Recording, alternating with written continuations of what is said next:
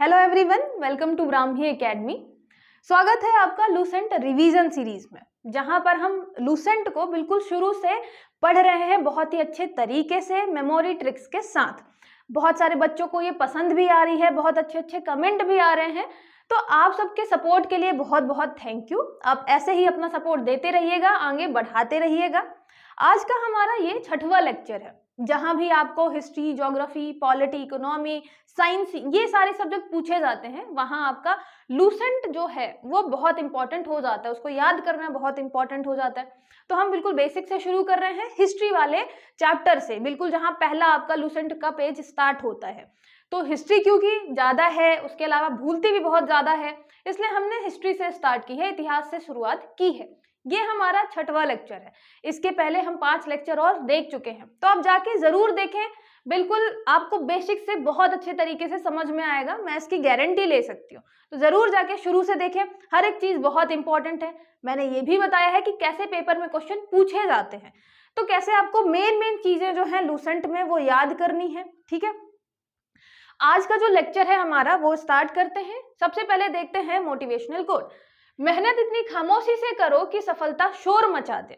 अभी आप देखेंगे कि बहुत सारे लोगों को जब पता चल जाता है तो वो हर बात में कमियां निकालने लग जाते हैं, हो पाएगा नहीं हो पाएगा, कितनी मेहनत कर रहे हो, क्या कर रहे हो। बहुत सारे रिश्तेदार जो हैं बहुत प्रेशर देने लग जाते हैं।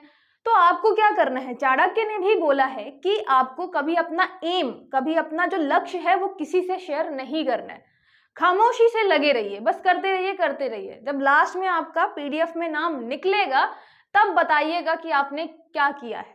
ठीक है, तो बस खामोशी से लगे रहना है और अपना काम करते रहना है।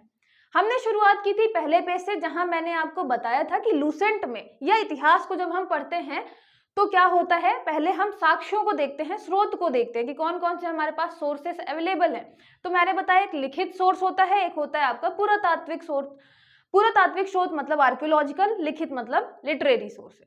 उसमें भी मैंने बताया कि लिखित में भी कुछ आपकी मतलब किताबें हैं, तो कुछ धार्मिक आपकी ग्रंथ हैं, धर्म से संबंधित है, कुछ गैर धार्मिक है, वो हमने कवर कर लिया। फिर हम पुरातात्विक साक्ष्यों की बात करते हैं, हमने वो कवर कर लिया। जितना लूसेंट में मिलता है हमने वो कवर किया। अब आपका शुरुआत होता है इतिहास का पोर्शन। इतिहास में सबसे पहले आप देखेंगे कि बहुत अच्छे तरीके से इसे समझाया नहीं गया है, लेकिन छोटी छोटी चीजें बताई गई हैं। जैसे प्रागैतिहासिक काल के बारे में थोड़ा बताया गया है, एक लाइन आपको आद्यैतिहासिक काल के लिए मिलेगी और एक लाइन आपको ऐतिहासिक काल के लिए मिलेगी। तो लूसेंट में बहुत एक्सप्लेन नहीं किया हुआ है, इसलिए बच्चों को थोड़ा कंफ्यूजन रहती है। तो होता क्या है, इतिहास का बेसिक से समझते हैं।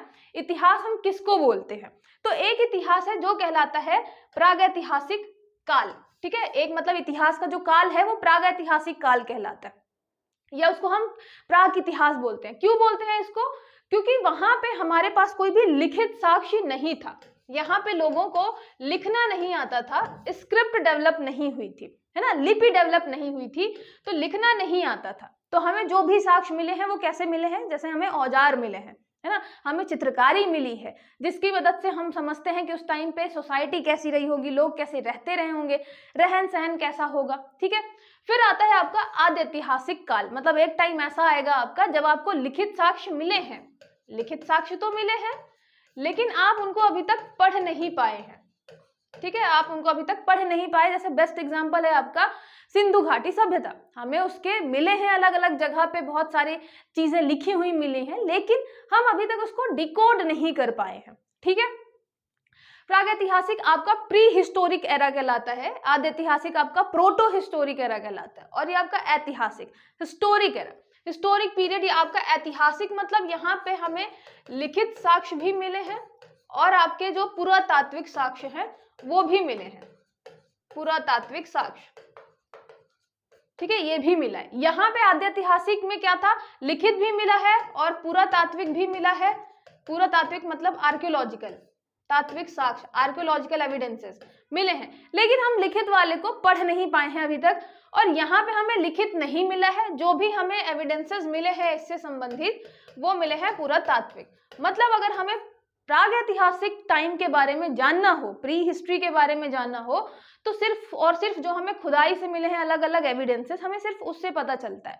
आदि ऐतिहासिक में लिखित चीजें मिली हैं, खुदाई के साथ भी मिली हैं, लेकिन हम अभी पढ़ नहीं पाए हैं, तो खुदाई वाली ही चीजों पे हम डिपेंड करते हैं उस इतिहास को जानने के लिए। ठीक है, फिर आता है ऐतिहासिक, हिस्टोरिक पीरियड जो है आपका। हिस्टोरिक पीरियड यहाँ पे आप देखेंगे जहाँ पे लिखित भी है और पुरातात्विक साक्ष्य है, हम दोनों को मैच करके चल रहे होते हैं। मान लीजिए जहांगीर के बारे में कुछ मिला है या अशोक के बारे में कोई चीज मिली है, वही चीज हम गए तो हमको अभिलेखों में भी मिल गई। क्या अभिलेखों में भी यही दिया हुआ है? अशोक ने कलिंग युद्ध में बहुत बड़ा वॉर हुआ था, उसके बाद फिर हृदय परिवर्तन हुआ, ये चीज आपको फिर अभिलेख में भी मिल जाएगी। तो क्या होता है इससे मतलब आपकी सत्यता की जांच हो जाती है कि हाँ भाई जो लिखा हुआ है वही चीज आपको मिल रही है। तो हम इतिहास किसको बोलते हैं? जो आपका ऐतिहासिक टाइम है, ऐतिहासिक पीरियड है, उसको हम किसको बोल रहे हैं? जहां पे आपको लिखित भी मिल रहा है और आपको पुरातात्विक साक्ष्य भी मिल रहे हैं और आप फिर दोनों को लेकर कंफर्म कर रहे हैं कि हाँ ये हमारी हिस्ट्री में हुआ था। ठीक है, उसके पहले वाला यहाँ पे आपको सिर्फ पुरातात्विक मिलेंगे, इसलिए आद्य ऐतिहासिक काल उसको हम बोल रहे हैं। उसके अलावा प्रागैतिहासिक, जब हमें सिर्फ और सिर्फ पुरातात्विक साक्ष्य मिलते हैं, जैसे हमें बर्तन मिल रहा है, हमें पत्थर मिल रहे हैं, पत्थर के अलग अलग औजार मिल रहे हैं। ठीक है, तो हमारी जो इतिहास है वो 3 भागों में डिवाइडेड है, ये पहला हो गया। उसके बाद जब है हम क्या पढ़ते हैं? हम पढ़ते हैं आपका पाषाण काल। पाषाण काल को क्या बोलते हैं? Stone age. ठीक है, स्टोन एज बोलते हैं इंग्लिश में। अब स्टोन एज का क्या मतलब है? हमें उस टाइम के बारे में जो भी जानकारी मिलती है वो मिलती है पत्थरों के औजारों से, पत्थरों के औजारों से, पत्थरों के जो भी चीजें, औजार, जो भी वहां पे चीजें मिलती हैं खुदाई से, उससे हमें पता चलता है उस टाइम के बारे में। तो हम उस पूरे टाइम को क्या बोल देते हैं? पाषाण काल, क्योंकि हमें मैक्सिमम चीजें किसकी वजह से पता चल रही हैं? पाषाण की वजह से, पत्थरों की वजह से। ठीक है, इसलिए हम इसको बोल रहे हैं स्टोन एज। स्टोन एज भी बहुत लंबा है, हम मतलब लाखों टाइम से, लाखों साल पहले की बात करते हैं और यहाँ जाते हैं कि 2-3 हजार साल पहले तक की। ठीक है, ईसा पूर्व की बात करते हैं। तो यहाँ पे हम देख रहे हैं पूरा पाषाण, मतलब यहाँ आप मान लीजिए कि हम 2-3 लाख साल पहले की बात करें और फिर या 1 लाख साल पहले की बात करें, फिर यहाँ पे आ जाएगा आपका लगभग हम 40,000 साल तक की बात करते हैं। ये पूरा पाषाण में मतलब टाइम जो है पूरा पाषाण का वो भी अलग अलग टाइम में डिवाइडेड है। मतलब यहाँ पे है कि पूरा पाषाण आपका खुद जो है किस में डिवाइडेड है? एक हो गया आपका निम्न पूरा पाषाण और एक हो गया आपका मध्य पूरा पाषाण और एक हो गया आपका उच्च पूरा पाषाण।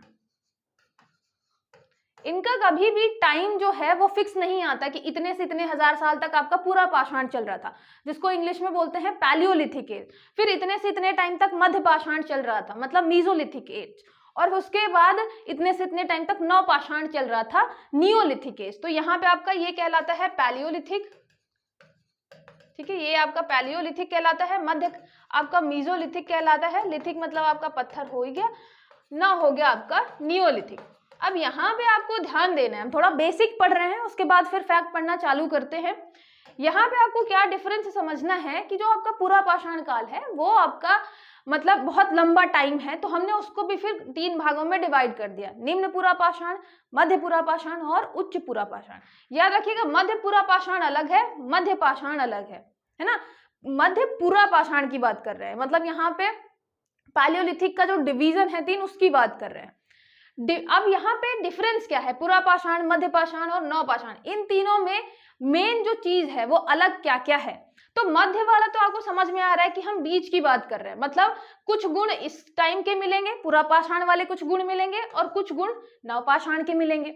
और जो मैंने आपको बताया टाइम का, टाइम फिक्स क्यों नहीं है? जैसे मान लीजिए हम भारत की ही बात करें, भारत के इस इलाके में मान लीजिए कोई आपका छोटा सा परिवार है जो कि जान गया है कि तांबे की कैसी चीजें बनाई जा सकती हैं, लेकिन अभी यहाँ पे जो आपका परिवार है वो सिर्फ और सिर्फ पत्थरों को यूज कर रहा है, उसे नहीं पता कि तांबा नाम की कोई धातु होती है या ऐसी भी कोई चीज होती है। तो आप देखेंगे कि एक टाइम पे क्या चल रहा होगा, कहीं पे मान लीजिए यहाँ पे हम किस पे पहुंच चुके हैं, नव पाषाण वाले टाइम पे पहुंच चुके हैं, यहाँ पे नियोलिथिक चल रहा है, नव पाषाण वाले टाइम पे पहुंच चुके हैं और इसके साथ साथ फिर ताम्र पाषाण वाले टाइम पे पहुंच चुके हैं। ठीक है, तांबा वगैरह हो गए तो ताम्र पाषाण के टाइम पे हम पहुंच गए, लेकिन साउथ में अभी सिर्फ पत्थरों का ही यूज हो रहा है, तो यहाँ अभी पाषाण काल ही चल रहा है। पाषाण में भी देखेंगे कि वो नव पाषाण है कि अभी मध्य पाषाण की बात कर रहे हैं। ठीक है, तो ये डिफरेंस होता है कि एक टाइम पे मान लीजिए मध्य पाषाण चल रहा है, लेकिन भारत के दूसरे इलाके में अभी वो जान ही नहीं पाए हैं किसी नए मेटल के बारे में, या मान लीजिए भारत के एक भाग में कृषि हो रही है लेकिन दूसरे भाग में अभी उन्हें पता ही नहीं है कि एग्रीकल्चर करते कैसे हैं, खेती कैसे की जाती है, तो वो क्या कर रहे हैं, अभी सिर्फ शिकार कर रहे हैं। तो इसलिए एक जगह पे आप देखेंगे कि बिल्कुल टोटली क्या है, आपका मध्य पाषाण से संबंधित हो गया, या आप देखेंगे कि थोड़ा सा पीछे चल रहे हैं लोग, कुछ लोग जो है दूसरे इलाके वाले वो थोड़ा आगे निकल गए हैं। इसीलिए कभी फिक्स नहीं होता कि इतने से इतने तक जो है आपका या पूरा पाषाण रहेगा, फिर इतने से इतने तक मध्य पाषाण है, क्योंकि हमें जो चीजें मिली हैं वो इतनी ज्यादा भी नहीं मिली है कि हम एग्जैक्ट बता पाए टाइम। तो ये चलता रहता है कि आपका लगभग 10,000 साल तक पूरा पाषाण आता है, 1 लाख साल से अगर उठा के चलते हैं तो 10,000 साल तक आया। फिर यहाँ 10,000 साल से लगभग आपका आ गया, कहीं कहीं आपको 7,000 मिलेगा, कहीं कहीं 3-4 हजार साल पहले तक मिलेगा। तो टाइम भी सही नहीं मिलता है, एनसीईआरटी में अलग मिलेगा, फिर आप देखेंगे लूसेंट में लिखा नहीं हुआ है, बहुत सारी बुक्स में अलग अलग मिलेगा। फिर नवपाषाण का आता है कि यहाँ 4-5 हजार साल से लेके आपका चलता है 1-2 हजार साल तक, किसी बुक में कुछ और मिला हुआ है। तो इनका टाइम जानना जरूरी नहीं है, बस मेन डिफरेंस जानिए कि क्या अंतर था मेन।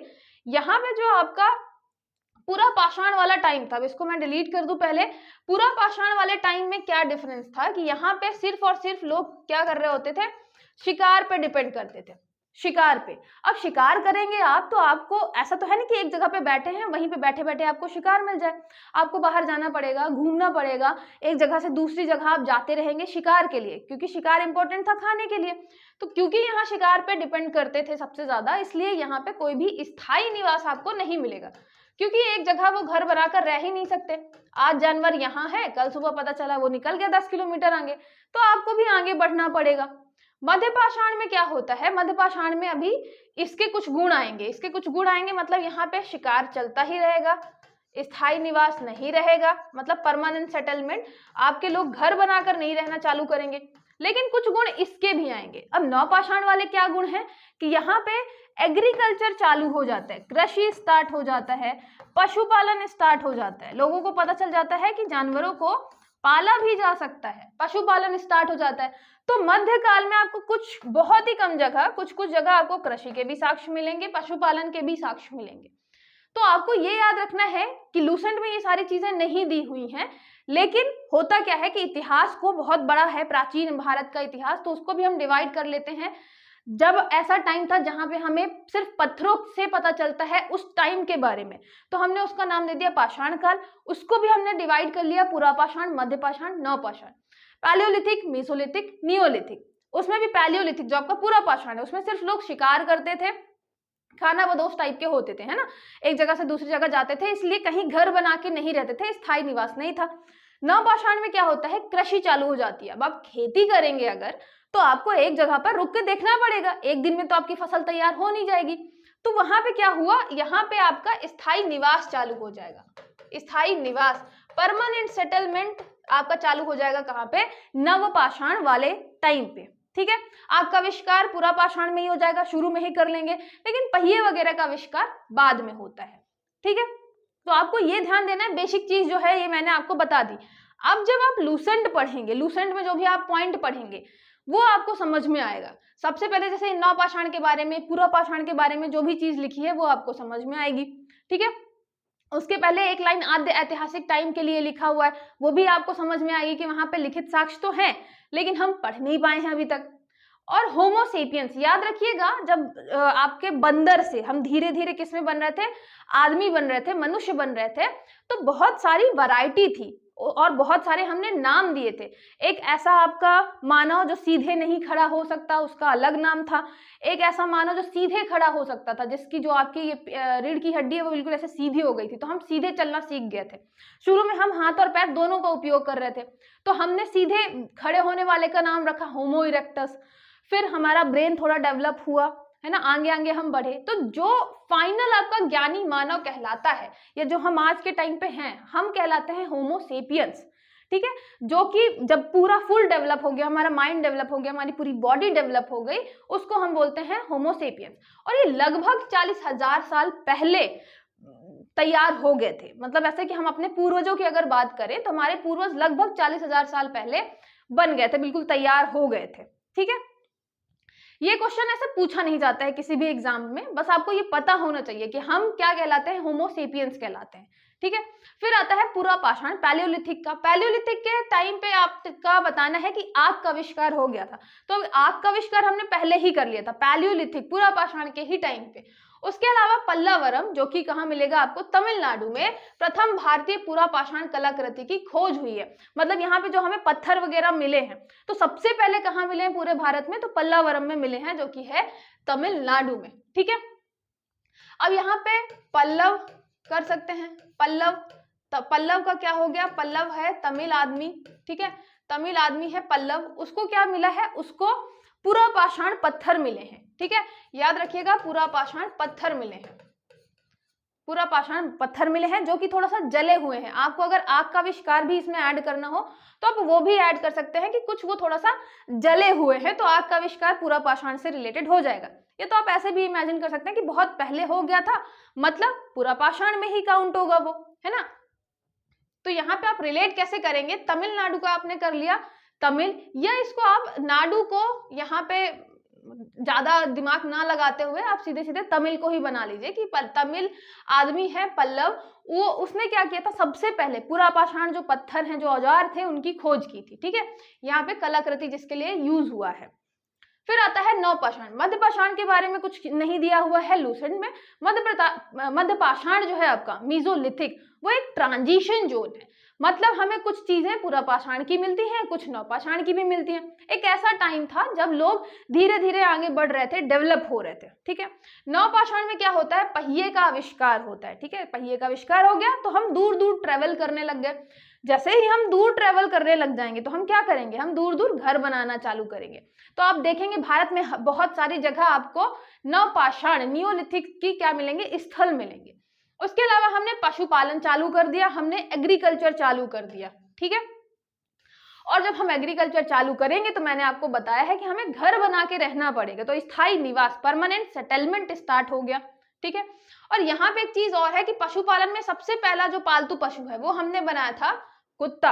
एक मूवी है अल्फा करके, मुझे जहां तक याद आ रहा है, तो उसमें दिखाया हुआ है कैसे जहां पे सारे जानवर हमारे लिए क्या थे कि हमें उनको मारकर खाना है, नहीं तो वो हमें खा जाएंगे, ऐसा चल रहा था। उसमें से हमने सबसे पहले कुत्ते को ही क्यों पालतू बनाया और कैसे बनाया होगा, उस टाइम पे तो मतलब आदमी खुद हर जानवर को अपने भोजन के रूप में देखता था, है ना। हम पूरा पाषाण आपके नवपाषाण टाइम की बात कर रहे हैं, तो वहां पे आपको दिखाया गया है मूवी में बहुत ही अच्छे तरीके से कि कैसे हमारा जो पहला पालतू पशु है वो बनता है कुत्ता, ठीक है। आप इंटरेस्टेड हो तो जरूर देखिएगा। कृषि के हमें साक्ष्य मिले हैं। उसके अलावा कृषि का पहला प्रमाण जो है हमें कहां से मिला है, मेहरगढ़ पाकिस्तान, ये याद रखिएगा, ये आपका इंपॉर्टेंट हो जाता है, ठीक है। तो हमें क्या करना है, मेहर कहाँ की है, वैसे भी थोड़ा सा आपका नाम दिख ही रहा है, तो मेहर कहाँ की है, पाकिस्तान की, ठीक है।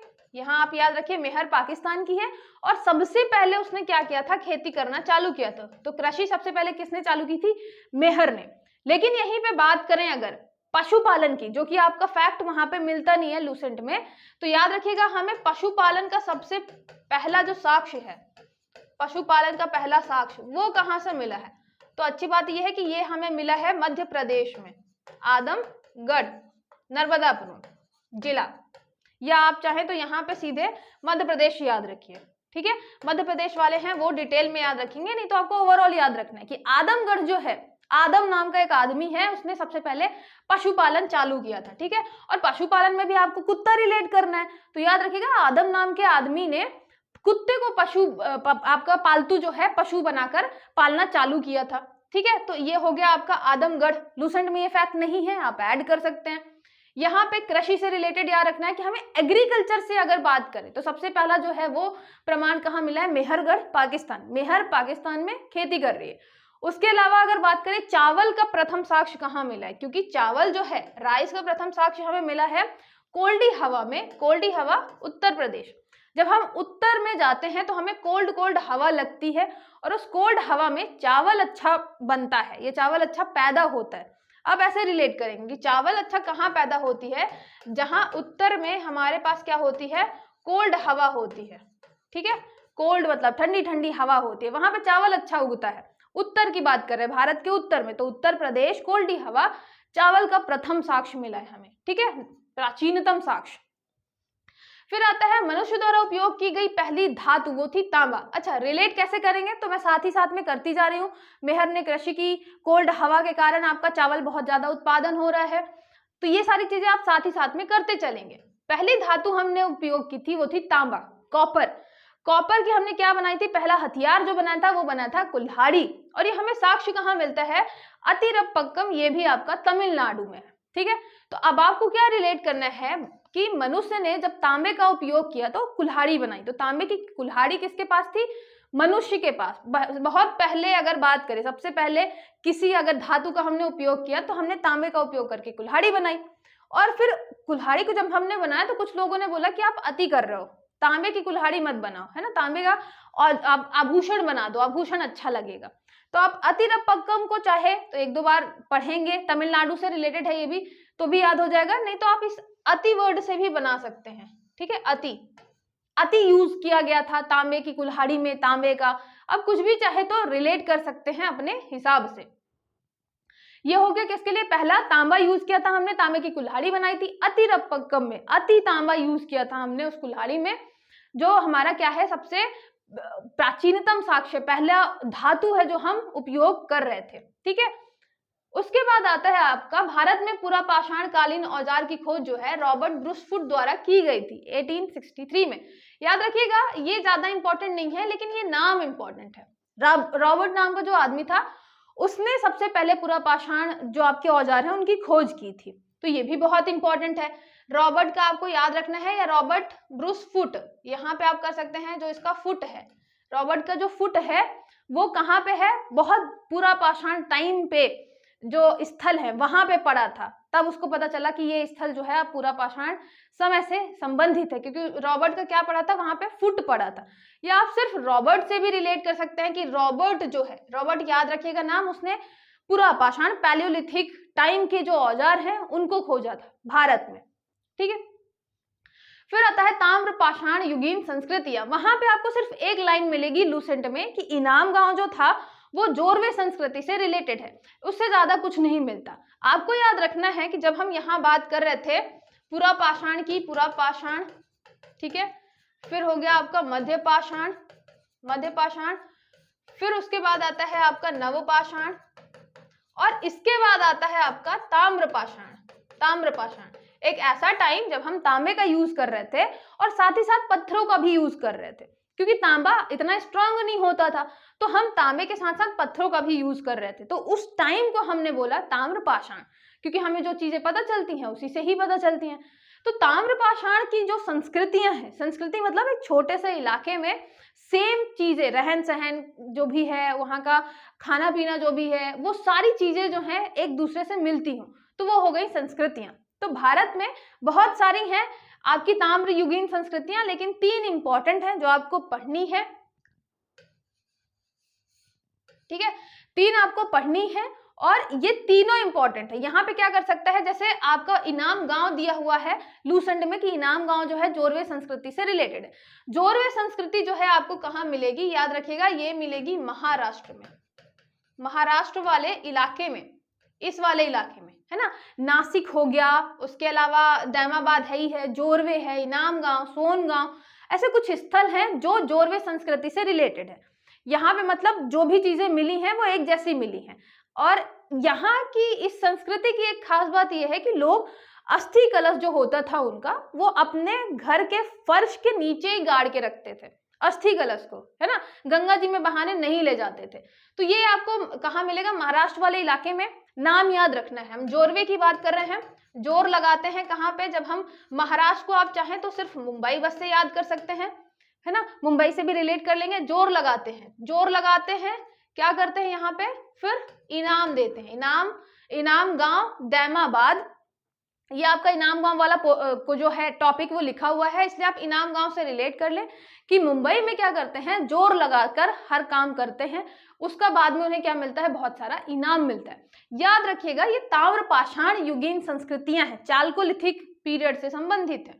फिर आता है आहार संस्कृति। आहार संस्कृति जो है ये कहाँ मिलेगी आपको, राजस्थान वाले इलाके में मिलेगी। यहाँ पे है आहार, और राजस्थान में आपको क्या मिलेगा, आहार थोड़ा अलग टाइप का मिलेगा, आहार और ये आहार हो गया और गिलुंद हो गया, ठीक है। तो आपको कैसे रिलेट करना है, क्योंकि ये राजस्थान में है, तो राजस्थान में जो हमें आहार मिलता है वो कैसा मिलता है, गीला गीला मिलता है, हर चीज बहुत गीली गीली सी बना के देते हैं, ठीक है। तो राजस्थान का जो आहार है सब बहुत गीला गीला सा है, तो ये हो गया गिलुंद और आहार। ये दो मेन स्थल हैं आहार संस्कृति के। मालवा संस्कृति, मालवा आपको पता है कहाँ मिलेगी, मध्य प्रदेश में, मालवा वाली जगह मध्य प्रदेश में। उसके बाद दो जो जगह हैं वो ज्यादा फेमस है, एक कायथा एक नावदा टोली। तो कायथा आपका आता है उज्जैन में, नावदा टोली आता है खरगोन में। आप याद कैसे कर सकते हैं इसको, मालवा, मालवा तो मेरे ख्याल से बहुत सारे लोगों को पता रहता है कि मालवा मध्य प्रदेश से संबंधित है, नहीं पता है तो मालवा का आप उठाएंगे माल, ठीक है, माल। नावदा टोली का आप उठाएंगे टोली, और कायथा का उठाएंगे आप कैथा। मेरे ख्याल से आपको ये कैथा पसंद होगा, पता होगा, जो एक फल होता है खट्टा खट्टा सा बहुत, तो वो कैथा, कैथा हो गया, टोली हो गई और माल। तो आपको ये याद रखना है कि जब हम कैथा तोड़ने जाते हैं या कैथे का माल जब तोड़ने जाते हैं तो टोली में जाते हैं हमेशा, ठीक है। तो कैथा तोड़ने जाते हैं तो बहुत सारा माल लेकर भी जाते हैं और हमेशा टोली में जाते हैं। या आप ऐसे भी कर सकते हैं कि कायथा जब हम जाते हैं तो माल लेकर जाते हैं, काफी ज्यादा पैसा लेके जाते हैं, तो मालवा हो गया, और टोली में जाते हैं, कभी अकेले नहीं जाते, तो नावदा टोली हो गया, ठीक है। ये आपका सिर्फ ये नाम दिया हुआ है, ये चीजें मैंने एक्स्ट्रा लिखवाई हैं इसलिए क्योंकि यहाँ से क्वेश्चन बन सकता है ना, ऐसा नहीं यहाँ से क्वेश्चन नहीं आएगा। आपको वहां पर दिया नहीं हुआ है तो आप अपने लूसेंट में ही वहीं पे ऐड कर लेंगे, थोड़ी सी जगह में आप ये नाम जरूर लिख लीजिएगा कि अगर आता है ताम्रपाषाण से संबंधित कौन सी संस्कृति नहीं है, जोरवे संस्कृति, आहार संस्कृति, मालवा संस्कृति या सिंधु घाटी सभ्यता, तो आपको पता चल जाएगा कि सिंधु घाटी सभ्यता नहीं है, तो आपको नाम एटलीस्ट पता होने चाहिए, ठीक है। फिर भारत में मानव का सर्वप्रथम साक्ष्य, अगर हम मानव की बात करें तो सर्वप्रथम साक्ष्य जो है हथनौरा कहाँ मिला है, सीहोर में। क्या मिला है, खोपड़ी मिली है उसकी, ठीक है। नर्मदा मानव हमने उसको बोला है क्योंकि नर्मदा नदी के किनारे मिला है, तो हमने उसका नाम दे दिया नर्मदा मानव। और मिली क्या है, तो हमें खोपड़ी मिली है।